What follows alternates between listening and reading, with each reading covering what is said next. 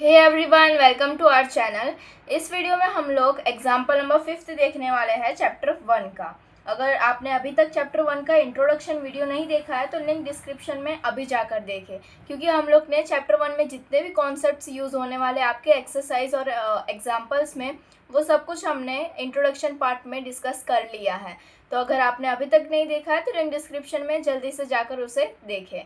Example number 5 क्या है हमारा? Proof that root 3 is irrational. हमने इंट्रोडक्शन पार्ट में भी जो है रूट 2 को लेकर इसी क्वेश्चन को सॉल्व किया था। अब इस क्वेश्चन को भी उसी तरीके से करना है, बस वैल्यू चेंज होगी, रूट 2 के जगह हम लोग को रूट 3 रखना होगा। ठीक है, क्वेश्चन को स्टार्ट करते हैं। ऐसे क्वेश्चंस में जो है स्टेप्स है जिसको आपको याद रखना होगा, तो ही जाकर आपका ये वाला क्वेश्चन जो है सॉल्व होगा। बाकी ये क्वेश्चन बच्चों को बहुत ही ज़्यादा कंफ्यूजिंग लगता है, क्योंकि उनको स्कूल में भी नहीं समझ में आ पाता और ना ही ट्यूशन में। इसलिए आप ये स्टेप्स जो मैं बता रही हूँ आपको, वो प्लीज़ उसको फॉलो करिए। सबसे पहले आपको लिखना क्या है कि let us assume to the contrary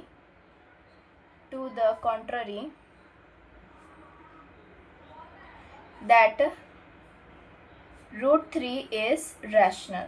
अभी हमको क्वेश्चन क्या बोला है, उसमें हमको प्रूफ क्या करना है कि रूट 3 एक इरेशनल है। तो हम मान के चलते हैं, हमारी कॉन्ट्ररी मानकर चलते हैं कि रूट 3 जो है वो रैशनल नंबर है। तो अगर ये रैशनल नंबर है, देयरफॉर मैंने आपको इंट्रोडक्शन पार्ट में बताया था कि अगर कोई भी नंबर रैशनल है तो हम उसको पी बाई क्यू के फॉर्म में लिख सकते हैं, जहाँ पे क्यू जो है वो 0 के इक्वल नहीं होता। तो उसी तरीके से देयरफॉर क्या बोलेंगे कि हम रूट 3 को जो है वो ए अपॉन बी के फॉर्म में लिख सकते हैं। ए अपॉन बी मतलब कि पी अपॉन क्यू के बराबर ही है, पर पी और क्यू में हमको आगे बहुत ज़्यादा कन्फ्यूजन हो सकता है, क्योंकि ये क्वेश्चन जो है थोड़ा सा लेंदी हो जाता है। इसलिए हम लोग ने पी बाई क्यू के जगह ए और बी लिया है। अब इसमें क्या लिखेंगे कि जहाँ पे ए और बी जो है वो को प्राइम नंबर है। को प्राइम नंबर क्या? प्राइम नंबर का मतलब मैंने आपको इंट्रोडक्शन पार्ट में बताया है। अगर आपने नहीं देखा तो प्लीज़ उसे जाकर देखें, क्योंकि वो बहुत हेल्पफुल वीडियो रहेगा आपके लिए। ओके, तो प्राइम नंबर क्या होता है कि एक ऐसा नंबर जो सिर्फ एक खुद के ही टेबल में आता हो और एक वन के टेबल में आता हो, मतलब कि जिसके दो फैक्टर्स होते हो, एक तो वो खुद टेबल और एक वन। फॉर एग्जाम्पल 2 मानकर चलिए, तो 2 के फैक्टर्स क्या है? फैक्टर मतलब क्या कि वो कौन कौन से टेबल में आते हैं। तो 2 एक वन के टेबल में आता है और 2 एक खुद के टेबल में 2 में आता है, बाकी और किसके टेबल में नहीं आता। तो हालांकि इसके दो फैक्टर्स हो गए, एक वो खुद और एक वन, तो इसे हम कौन सा नंबर कहेंगे? को प्राइम नंबर कहेंगे। ठीक है, इसको हम प्राइम नंबर कहेंगे। तो यहाँ पे हम लिख देंगे कि where A and B are coprime number. Done, इतना समझिए। उसके बाद हमारा नेक्स्ट स्टेप क्या रहेगा? आपको यहाँ पे आप कुछ दिखे ना तो ये देखिएगा कि इस तरीके से यहाँ पे क्या हो रहा है। अब हालांकि हम लोग ने इसको क्या कह दिया? रैशनल नंबर, तो हम इसके अपॉन में 1 लगाकर इसको रैशनल फॉर्म में लिख सकते हैं। अब यहाँ पे क्या होगा? आफ्टर रीअरेंजिंग यहाँ पे क्रॉस मल्टीप्लिकेशन हो जाएगा, तो रीअरेंज हम करेंगे तो क्या हो जाएगा? ये इससे मल्टीप्लाई होगा और ये इससे, ये रूट 3 इंटू बी हो जाएगा, मतलब root 3 into B is equals to, और ये ए वन ज़ा ए। ठीक है, अब उसके बाद में नेक्स्ट स्टेप क्या होगा कि स्क्वायरिंग बोथ साइड्स। यहाँ पे आपको लिखना है now squaring both sides. Okay, अब जब हम दोनों ही साइड स्क्वायर करेंगे तो क्या होगा? रूट 3 इंटू बी का whole square is equals to A का square.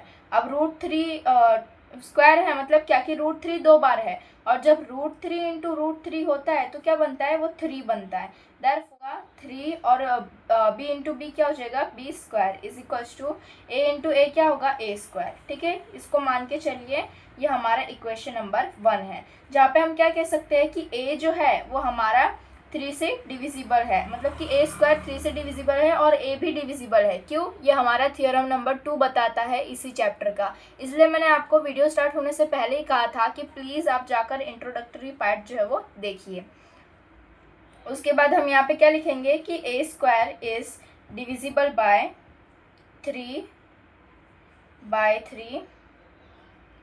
also according to theorem number 1.2,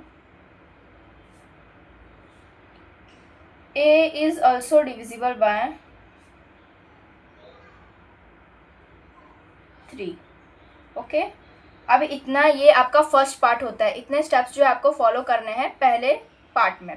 उसके बाद में पार्ट 2 में आप क्या कर रहे होंगे, आपको क्या कर लेना है कि एक तीसरा नंबर यानी कि सी नाम का जो अल्फ़ाबेट है उसको क्या कर लेना है, एनी इंटीजर के नाम से आपको लेट कर लेना है, let C be any positive integer, okay, integer. और हमको ऐसा राइट करना है, सो वी कैन राइट हमको क्या करना है कि ए है और बी के जगह यहाँ पे सी रख देना है, 3 सेम टू सेम, तो 3C डन। अब वही सारे प्रोसीजर हम जो है यहाँ पे फॉलो करेंगे जो इस फर्स्ट पार्ट में किया था। तो क्या करेंगे, स्क्वायरिंग बोथ साइड्स। नाउ लिखो यहाँ पे, नाउ स्क्वायरिंग बोथ साइड्स, ठीक है। स्क्वायरिंग बोथ साइड कर दिया तो क्या होगा, A square is equal to 3C का whole square, A square is equal to 3 3 क्या हो जाएगा 9 और सी का सी स्क्वायर। अब इसको नाम दे दो इक्वेशन नंबर 2, ठीक है। अब क्या बोलेंगे कि नाउ कंपेयरिंग इक्वेशन 1 एंड 2, तो जब हम इक्वेशन 1 और 2 को हम कंपेयर करेंगे, तो हम क्या देखेंगे, ए स्क्वायर यहाँ पे भी सेम और ए स्क्वायर यहाँ पे भी सेम, तो ये दोनों तो कट हो जाएंगे। तो कंपैरिजन किसके बीच में होगा, 3b स्क्वायर के साथ में कंपैरिजन होगा 9c स्क्वायर। अब यहाँ पे भी कटिंग आउट हो सकता है, किस चीज़ का, तो ये देखिए यहाँ पे 3 है और यहाँ पे 9 है, तो ये 3 1 ज़ा कट हो जाएगा और 3 के टर्म में 9 आता है 3 ज़ा, तो यहाँ पे क्या बच रहा है, B square is equal to 3c square.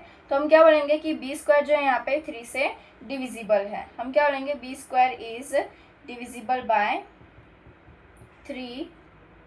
Also according to, आपको ये पूरा लिखना है, according to theorem 1.2 b is also divisible by, ऐसे आपको लिख देना है पूरा, डिविजिबल बाय 3, ओके, इतना हुआ।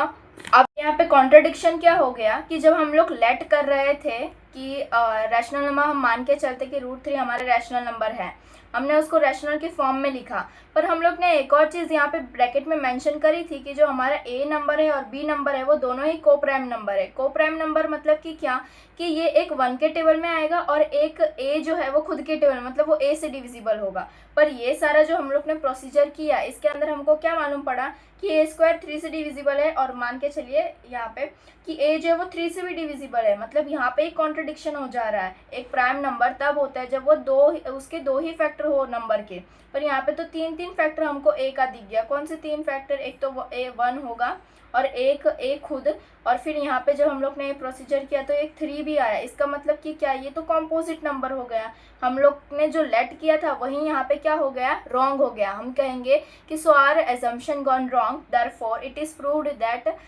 √3 इज इर्रेशनल, ऐसे हमको लिखना है। मैं आपको वो लाइन भी बता देती हूँ कि आपको लिखना क्या है। क्या लिखोगे, so here our assumption gone wrong,